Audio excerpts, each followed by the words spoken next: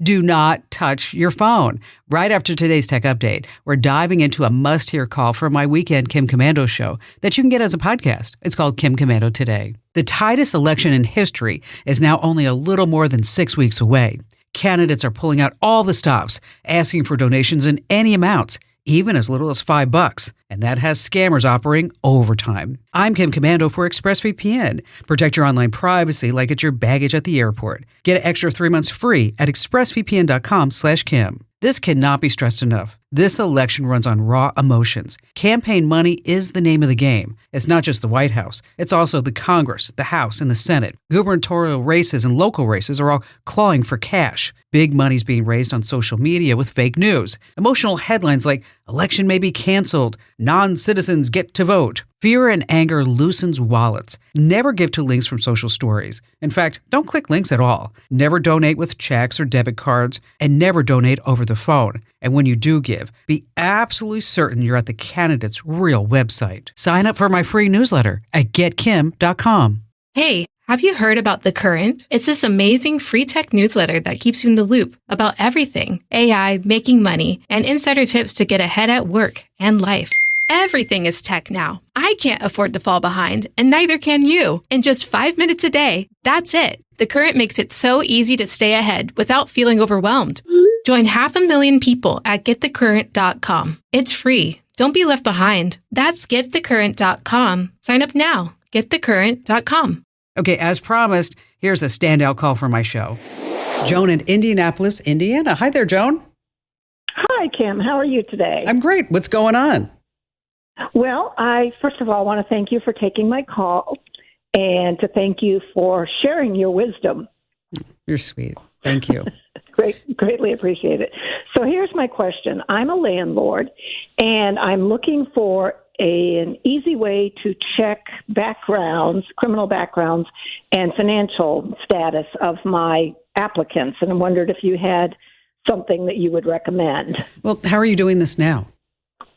Right now, I have them fill out an application, and I take it to the local sheriff's department, and they give me that information, but it's just for our local county. Mm-hmm. So I didn't know, if they move out of the county, who knows what's going on. Yeah. And then the other thing is that I can accept a Zillow application, but because I do advertise on Zillow, mm-hmm. But in order to read the results, I have to provide them my Social Security number, my information, and I didn't know if that was safe or not. So I'm just wondering what you think about that. It's always that question. Well, let's talk about some ways that you can just do a background check, and then we'll talk about the whole Zillow. Okay. So what you can do is that the big credit companies like Experian, they have something called Connect. And this way you can purchase and view credit reports. And obviously you're going to need their permission to do this and in the application. Right, of course. TransUnion has a similar thing called Smart Move. Okay. And Zillow, as you know, with the rental manager, is that they have a tenant screening tool as well. And the whole reason to get your Social Security number is to make sure that there's not going to be a bot, or maybe it's going to be tied to something with some IRS reporting. So there's reason to do that. And it's always cautious. You're like, oh, my Social Security number, I better not give this out. If it's a legitimate company and you're on a legitimate site and you see that lock in the browser URL and you just didn't click a link out of nowhere that just popped in your mailbox, then I know it feels icky, but it's probably going to be okay. Okay. It's, because I experienced this myself. I wanted to renew my global entry card. And of course, they ask for everything when you're doing that. Mm-hmm. It's like, right. Yes. Here's a piece of my hair. Here's some DNA, my mother's maiden name, and it's like, and we all sit there and cringe. But if you feel confident that you are in the right place, then I think it would probably be okay. So those are the places where you would get the background check. Now, criminal history, that's probably something else, like you said.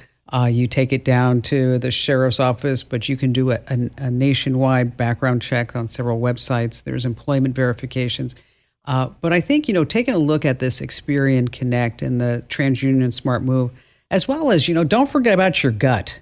A lot of people forget about that. It's like, does it feel right? Does everything check, all the boxes? And is this person from the military? They're moving in, but and then all of a sudden it just starts feeling pretty scammy, because that's the whole shtick that they're all trying to use right now, pretending to be from the military, and they have to move and they need 3 months free or whatever, the whole thing is. Have you experienced any of those type of scams? No, I haven't. That's good.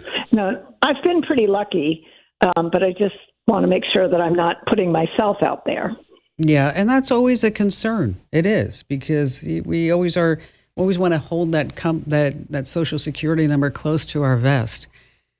And in reality, we probably as a nation need to come up with some other type of ID other than a Social Security number, because let's just face it, they're all just for sale right now. Mine too, yours too, Joan, right there on the dark web. And they're really not selling for very much. And that's why it's super important that we always keep track of our credit, and we freeze our credit. And we go ahead and put alerts on our bank accounts if there's unauthorized access, or if somebody tries to make a charge on a credit card over $50 and the credit card isn't on the premise. And you start paying attention to all these different alerts. And I know it's a major hassle. It is. It's just a pain in the butt, because I get them too. But we do need to just make sure that our whole identity does stay safe. Joan, thank you so much for your call today. A standing ovation to you for tuning in. Yay! Now, if you're puzzled by a tech issue, here's your call to action. Head to Komando.com, select Email Kim. I read each and every note like it's the final round in a tech trivia game. And you can amp up your tech know-how by getting my free daily newsletter. It's just waiting for you over at GetKim.com.